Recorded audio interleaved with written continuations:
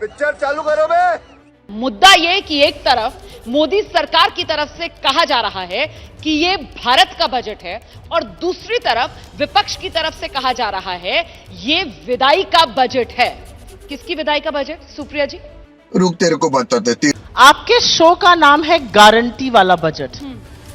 ये मुझे पहले से ही पता था, गारंटी तो होगी, और गारंटी है जुमलों की गारंटी।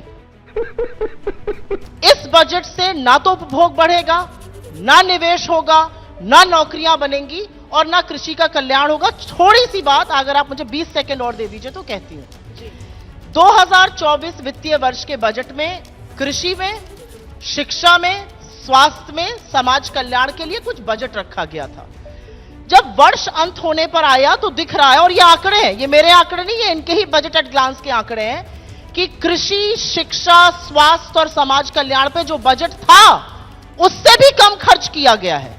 और अगले वर्ष के लिए, मतलब वित्तीय वर्ष 25 के लिए रक्षा के बजट पर जितना खर्च हुआ उससे घटाया गया, फूड सब्सिडी को घटाने का काम हुआ है और फर्टिलाइजर सब्सिडी को घटाने का काम हुआ है।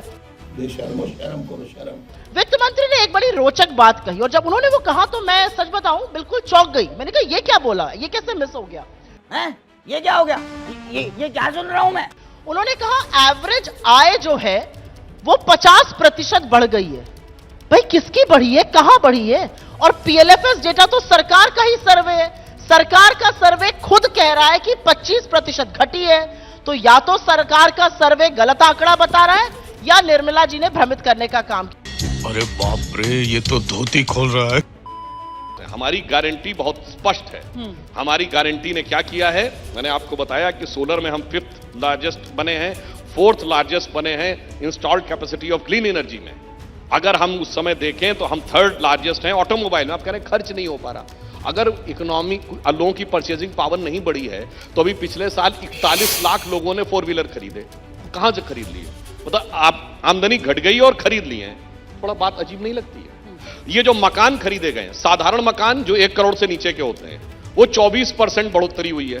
जो लग्जरी मकान जो 1.5 करोड़ या उससे ऊपर के होते हैं उनमें 31% की हुई है। तो मतलब आमदनी नहीं बढ़ी मगर मकान खरीद लिए लोगों ने। मुझे लगता है बहुत सारी चीजें बहुत स्पष्ट दिखाई पड़ रही। इसलिए मोदी जी जिस गंभीरता के साथ इन विपरीत परिस्थितियों में देश को आगे ले जा रहे हैं, देश उसी विश्वास के साथ उनके साथ खड़ा है। चल झूठा। आज इस सरकार के अनुसार देश में सबके पास नौकरी है, संपन्नता है, कोई दिक्कत ही नहीं है। सुधांशु जी ने 2 चीजों का नाम लिया।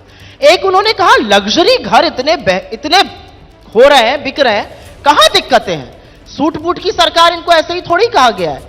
एफएमसीजी जो भी थोड़ी बहुत अर्थव्यवस्था का मानक जानता है या समझता है, साबुन, कंघी, तेल, मंजन, ये जो बिस्किट, ये जो छोटी चीजें होती है, ये यार्ड स्टिक, इसको बेलवेदर ऑफ इकोनॉमिक कंजम्पशन कहा जाता है। कंजम्पशन मतलब उपभोग, जो हमारी इकोनॉमी का 60% हिस्सा है, 60%। We are a consumption led economy. Data के बाद डेटा, और सरकार का अपना आंकड़ा बता रहा है 7.5% कंजम्पशन ग्रोथ 2 साल पहले थी, अब वो 4% से नीचे है। क्यों हो रहा है ऐसा? क्योंकि गांव में लोग साबुन, तेल, मंजन नहीं खरीद पा रहे हैं और आप लग्जरी विलाउन को बेच रहे हैं। आप न्यूज़पेपर ऐड की कटिंग लेकर आ जाइए शो पर और कहिए अमिताभ बच्चन 7 करोड़ का फ्लैट बेच रहे हैं, तो वो थोड़ी कंजम्पशन है, उससे थोड़ी लोगों का भला होगा। ये बड़ी अच्छी बात कही आप। असलियत यह है कि आप ही की बात में विरोधाभास है। हमारी खाद्य सुरक्षा योजना को आपने बढ़ाया, अच्छी चीज करी। अगर आज की तारीख में मेरे देश को आप इस कगार पर ले आए कि 80 करोड़ को फ्री का राशन ना दीजिए तो लोग भूखमरी से मर जाएंगे, ये असलियत है। तो साला ये दुख का खत्म नहीं होता बे। मैं एक आंकड़ा आपके सामने और रखती हूँ और ये रखना जरूरी है। पहले कैपिटल एक्सपेंडिचर पर एक सवाल जवाब आ रही हूँ, मैं बिल्कुल आ रही हूँ, आना जरूरी है। हाँ। और चलिए कैपिटल एक्सपेंडिचर का जवाब दे देते। नहीं सर से ले लेती हूँ, आपने अपनी बात रखी। मैं उनकी बात पर एक सवाल उठा देती हूँ, फिर आप ले लीजिए। अच्छा, बस हवा निकल गई। इकोनॉमी के 4 पहिए होते हैं। हाँ, एनी इकोनॉमी हैज 4 पहिए होते हैं: private expenditure, government expenditure, consumption and exports. 3 पहिए ठप है इस इकोनॉमी के। आप जबरदस्ती कहिए जी हम कर रहे हैं। आपने तो इसलिए कैपिटल एक्सपेंडिचर बढ़ाया था कि आप प्राइवेट इन्वेस्टमेंट को क्राउड इन करिएगा। आपने कॉर्पोरेट टैक्स काट के 22% पर ले आए, आप 33% दे रही हैं। जो देश का सबसे गरीब आदमी और सबसे अमीर आदमी वो आटा और दही पर एक जैसा टैक्स दे रहा है, लेकिन जो असलियत है, आपने ये सब करा। आपने कहा प्राइवेट सेक्टर आएगा, इन्वेस्ट करेगा, नौकरियां बनेंगी।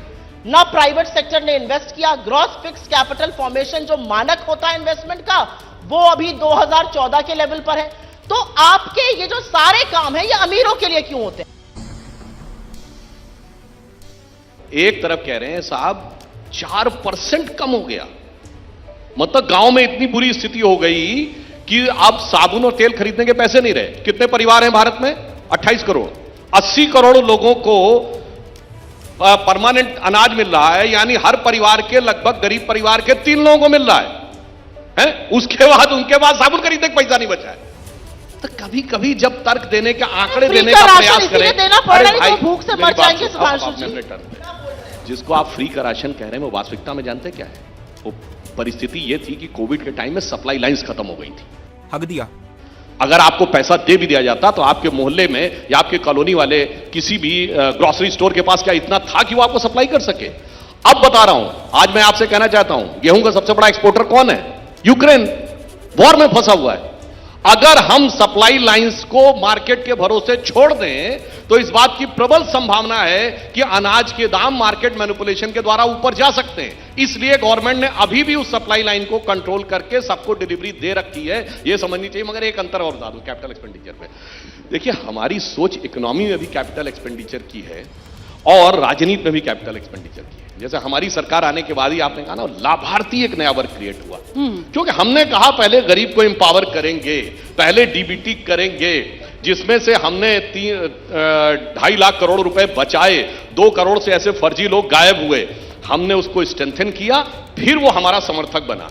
ये पुराने वाले में पड़े हैं, जेब खर्च वाले पे, ये जात ले लो, इसका काउंटिंग करा दो, उसकी कर दो, कास्ट, ये वो फलाना। तो इनकी राजनीति भी उसी पे है कि expenditure base, short term gain देखो, आगे का किसको देखना है। हमारी इकोनॉमी भी है शॉर्ट टर्म नहीं, लॉन्ग टर्म देखिए। इसीलिए हम 10 साल में उत्तरोत्तर बढ़ते हुए G7 और G20 कंट्रीज में हाईएस्ट ग्रोथ रेट वाली हैं। अच्छा, ये डाटा भारत सरकार का नहीं है, ये IMF का है, जहां डॉक्टर मनमोहन सिंह काम कर चुके हैं।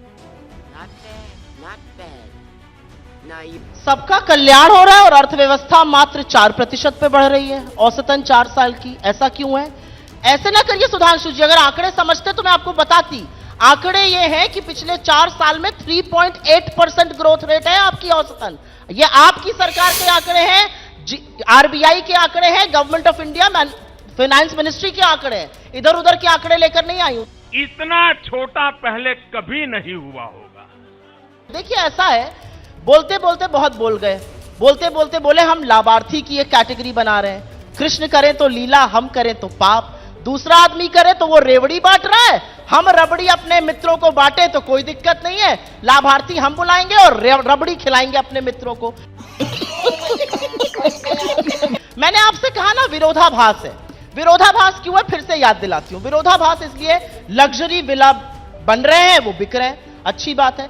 आपने इस देश के करीब 3% लोग इनकम टैक्स पे करते हैं। आपने पिछली बार इनकम टैक्स स्लैब को बढ़ाया, कुछ लोगों को जरूर राहत मिली। इस देश का औसतन आदमी GST देता है, और इस क्राउड के लिए, आपके व्यूअर्स के लिए बता दूं, 50% GST। 50% लोग जो नीचे के तबके के हैं, वो 64% GST दे रहे हैं। आप ये सोच लीजिए, मतलब देश के सबसे अमीर आदमी जो नरीमन पॉइंट पर बड़ी सी कोठी में रहते हैं, और यहां पर पुरानी दिल्ली में रिक्शा चलाने वाला भी एक लेवल ऑफ GST दे रहा है। यह आर्थिक असमानता है, जिस IMF को बार बार कोट करते हैं तो पूरा कोट किया करिए। IMF ने क्या कहा है? Income inequality in India is the biggest red flag. लेकिन उसको ये नहीं मानेंगे, अब नहीं मानेंगे, क्योंकि जब आज वित्त मंत्री ने बड़ी एक इंटरेस्टिंग चीज करी, और वो डेटा मैं लेकर आई हूं, आपके एक कंपेटिटर ने चलाया था, उनका नाम नहीं लूंगी जी, लेकिन ये डेटा बड़ा इंटरेस्टिंग लगा तो मैंने सोचा ये लेकर चलती हूं। वित्त मंत्री का एक वर्ड क्लाउड सर्वे आया, उन्होंने किन शब्दों का कितना प्रयोग किया। ठीक है। प्रधानमंत्री 42 बार बोला, टैक्स 42 बार बोला, गवर्नमेंट 26 बार बोला, भारत 24 बार बोला, अच्छा था। फार्मर 15 बार बोला, GST 11 बार बोला, मछली भी 4 बार बोल दिया, लक्षद्वीप भी बोल दिया, वंदे भारत भी बोल दिया। 2 शब्द सुनाई नहीं दिए, जॉब्स और एम्प्लॉयमेंट। एक बार भी नहीं बोला। शर्म करो शर्म। आज की स्थिति में ये जो युवा आपके सामने बैठे हैं, इनकी क्या प्राथमिकता है? आप हाथ उठवा कर देख लीजिए, इनकी क्या प्राथमिकता है? इनकी प्राथमिकता है कि नौकरी बने, और नौकरी बनना कोई इनकी भलाई नहीं है, नौकरी बनना अर्थव्यवस्था के लिए जरूरी है। It's a virtuous cycle. अगर आपकी नौकरी होगी तो आप ज्यादा खर्चा करेंगे, उपभोग बढ़ेगा तो कंपनियां निवेश करेंगी। शाबाश बेटा, बहुत बढ़िया भाई मजा आया। अब अगर तुम लोग नए हो तो सब्सक्राइब करो, वो जो लाल वाला बटन है उसके साथ स्कैम करो या फिर महफिल जमाओ, मुझे नहीं पता, बस क्लिक हो जाना चाहिए। अब मैं भी जा रहा हूं, मुझे पार्क में स्टंट्स मारने जाना है। बाय।